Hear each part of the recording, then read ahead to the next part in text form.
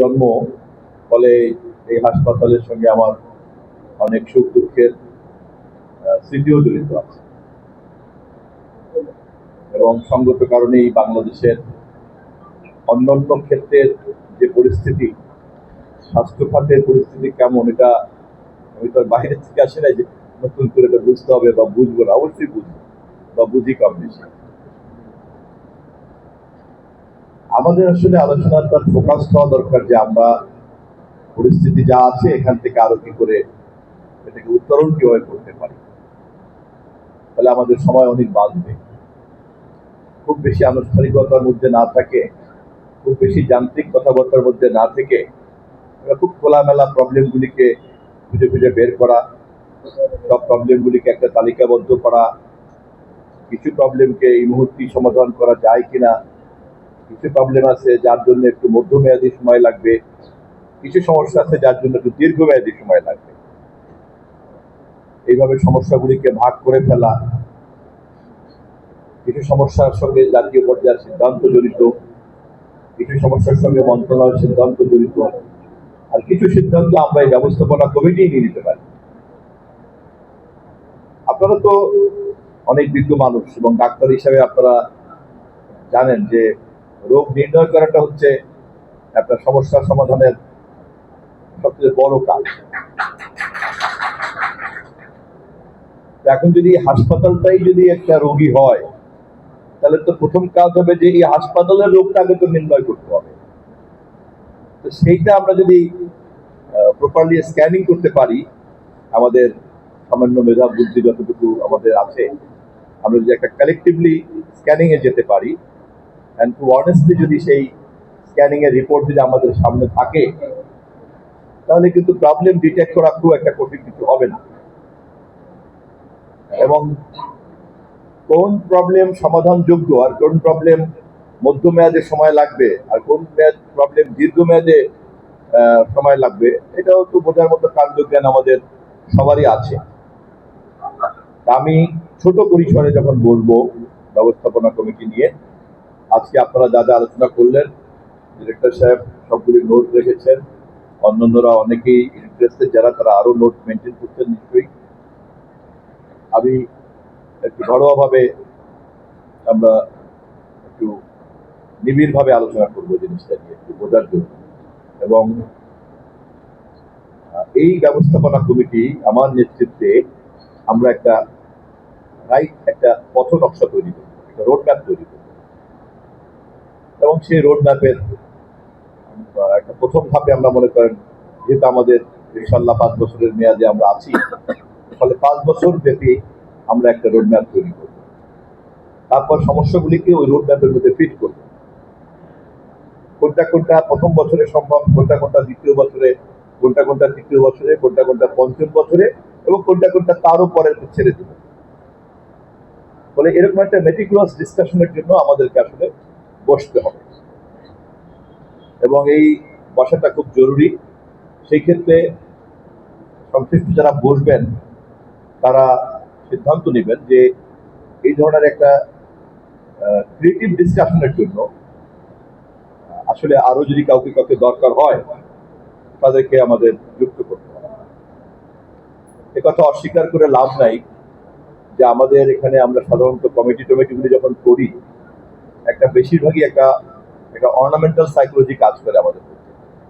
লোক দেখানো, অলংকারিক একটা কমিটি, অমুক সভাপতি, অমুক কমিটির মেম্বার, অমুক এই সেই, একটা পরিচয় দেওয়ার প্রবণতাটাই প্রধান মনোযোগ হয়ে দেখা দেয়। চাইলেই এখান থেকে চট করে বেরিয়ে আসতে পারবো না। একজন রাজনৈতিক কর্মী হিসাবে আমি নিজেও হয়তো এই মনোরোগে আক্রান্ত আছি। সবসময় একটা দৃষ্টি আকর্ষণ করার একটা মনোজগৎ কাজ করে, বিশেষ করে আমাদের মতো রাজনৈতিক নেতা কর্মীদের এটা বেশি বেশি কাজ করে। কিন্তু এর মধ্যেই যতটুকু কাজের লোক পাওয়া যায় তাদেরকে নিয়ে একটা ওয়ার্কেবল, একটা ডুয়েবল ওয়ার্কিং প্ল্যান ডেভেলপ করতে হবে। এবং আমি যেহেতু আপনাদের দোয়ায় ক্যাবিনেটের যেহেতু আছি, স্বাস্থ্যমন্ত্রী মহোদয় যেহেতু আমার খুব ঘনিষ্ঠ বন্ধু, সংশ্লিষ্ট অন্যান্যরাও যেহেতু যখন তখন চাইলেই পাওয়া যায়, কথা বলা যায়, যে কোনো সময় সবার কাছে আমার অ্যাক্সেস আছে। ফলে ব্যবস্থাপনা কমিটির সভাপতি হিসাবে আপনাদের পরিকল্পনা বাস্তবায়ন করার যে কাজ, সেখানে আমি একজন প্রথম সারির কর্মীর দায়িত্ব আমি ইনশাল্লাহ গ্রহণ করতে পারব।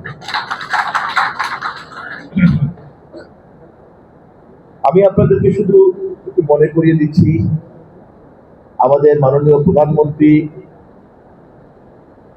হয়েছেন 17ই ফেব্রুয়ারিতে শপথ। আপনারা যদি খেয়াল করেন, তার আগের প্রত্যেকটা বক্তব্যেও প্রায় 2 বছর 3 বছর ক্ষমতায় যাওয়ার আগে উনি কিন্তু ক্ষমতায় যাওয়ার জন্যই কথা বলেন নাই, ক্ষমতায় গিয়ে যা বলেন তা করার জন্য রাষ্ট্র কাঠামোর মধ্যে যে প্রতিবন্ধকতাগুলি আছে সেটাকে চিহ্নিত করে সেটাকে মেরামত করার কথা কিন্তু বলেছেন, এবং দেশবাসীর কাছে এটাকে স্পষ্ট করার জন্য যে আমরা কেবলমাত্রই বলার জন্য কথা বলছি না, আমাদের প্রতিশ্রুতি কেবল বাদকি বাদ নয়, উই ডু মিন বিজনেস, এবং উই নো যে এই ভিশনগুলিকে বাস্তবায়ন করতে গেলে পরে from where the challenges will come, সে কারণে মোটা দাগে আমরা সেই চ্যালেঞ্জগুলিকেও কিন্তু চিহ্নিত করে রেখেছি, এবং সেই চ্যালেঞ্জগুলিকে অ্যাড্রেস করতে হবে রাইট টাইমে, রাইট প্ল্যানিং এর মধ্যে। এটাই হবে আমাদের ব্যবস্থাপনা কমিটির কাজ। বরিশাল এই পুরো দক্ষিণ অঞ্চলে, এটা রাজধানীর মতো দক্ষিণ অঞ্চলের, সঙ্গত কারণেই আমাদের এই হাসপাতালটাও দক্ষিণ অঞ্চলের একটা বড় আস্থা এবং একটা ভরসার জায়গা। যোগাযোগ ব্যবস্থার কারণে খুব দ্রুত এখানে এসে যাওয়া যায়। বাংলাদেশে অ্যাভেলেবেল আধুনিক চিকিৎসা যদি এখানে সহজলভ্য করে দেওয়া যায়, তাহলে দেখা যাবে যে ঢাকামুখী ফ্লো এবং ইকোনমির যে ফ্লো, সেটা কিন্তু আমাদের এই হাসপাতালকে ঘিরে এই এলাকায় থাকবে, চিকিৎসা সেবাও পাবে, টাকা পয়সা খরচ এবং এটার সঙ্গে জড়িত অন্যান্য যে সমস্ত পেশা, সেগুলোও কিন্তু তখন সজীব থাকবে। ফলে ব্যবস্থাপনা কমিটির প্রধান লক্ষ্য হবে যে আমরা কত দ্রুত এটাকে সেই পরিমাণের আধুনিক মানের একটা হাসপাতালে নিয়ে যেতে পারি, যখন দক্ষিণাঞ্চলের কোনো রোগীকে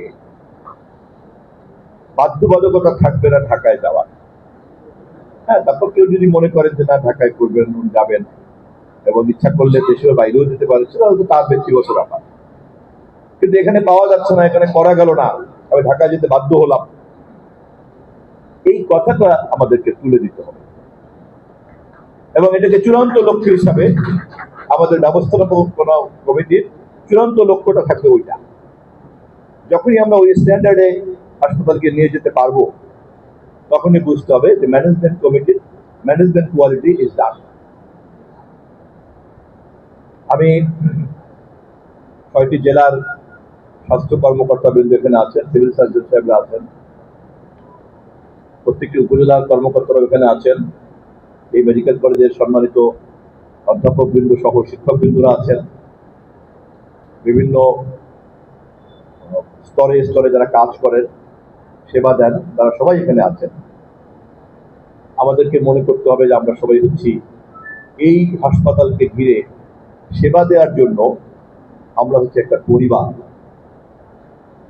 ফলে এই শেরেবাংলা চিকিৎসা মহাবিদ্যালয় এবং হাসপাতালের যে পরিবার, এই পরিবারের কাছে দক্ষিণ অঞ্চলের মানুষের দাবি হচ্ছে স্বাস্থ্য সেবা নেয়া, তাদেরকে পৌঁছে দেয়া। মানুষের এই প্রত্যাশা, এটা নিয়ে আমাদের আর নতুন করে কথা বলার দরকার, এটা খুব স্বাভাবিক। কিন্তু পারছি না কেন? সেই না পারাটাকে আমরা কত দ্রুত আমাদের সামর্থ্যের মধ্যে আনতে পারি, ব্যবস্থাপনা কমিটি খুব দ্রুত সেখানে আমাদেরকে কাজে হাত দিতে হবে। এবং যেহেতু মাননীয় প্রধানমন্ত্রী এ ব্যাপারে বিশেষভাবে আন্তরিক, কারণ একটা দেশের মানুষকে সেবা দিতে চায় কি চায় না একটা সরকার, তার যে সমস্ত ফান্ডামেন্টাল প্যারামিটার দিয়ে বিবেচনা করা হয়, তার মধ্যে হেলথ সার্ভিস হচ্ছে গুরুত্বপূর্ণ, একেবারে জীবনের সঙ্গে জড়িত। খাদ্য এবং খাদ্য নিরাপত্তা এবং হেলথ সেফটি নেটওয়ার্ক, আর এখনকার যুগে আরো দুইটা হচ্ছে আপনার এনার্জি সেফটি নেটওয়ার্ক, একটা হচ্ছে ইন্টারনেট সেফটি নেটওয়ার্ক। ঠিক আমাদের দৈনন্দিন জীবনের দিকে তাকালেই কিন্তু আমরা বুঝি যে এই কয়টা জিনিস থাকলে বাকিটা কিন্তু আর লাগে না। তাহলে আধুনিক রাষ্ট্র কিন্তু মনোযোগটা এখানেই থাকে। আর এটা যেহেতু সরাসরি আমাদের শরীর এবং জীবনের সঙ্গে জড়িত এই খাত, ফলে এই খাতে আমাদেরকে কেবলমাত্র দায় দায়িত্বের জায়গা থেকে কথা বললেই হবে না, বিবেক এবং মানবতার জায়গা থেকেও আমাদেরকে কিন্তু চিন্তা করতে হবে। আমি আজকে আর কথা বাড়াবো না, আমি কেবলমাত্র এক ধরনের ইন্ট্রোডাক্টরি কথাবার্তা বললাম। বাকি আলাপ বিস্তারিতভাবে খুঁটিনাটি আমার যেহেতু জ্ঞান বুদ্ধি কম, আমি ব্যবস্থাপনা কমিটির অন্যান্য কর্মকর্তাদের সঙ্গে আমি বুঝে নেব এবং আমার সামান্য যতটুকু কন্ট্রিবিউট করা দরকার সেটা আমি সেখানেই করব। এবং কালেকটিভলি আপনারা যে রোডম্যাপটা তৈরি করবেন আমি চেষ্টা করব সেটাকে লিড করব। আপনাদের সকলের সহযোগিতা চাই। সবাইকে ধন্যবাদ।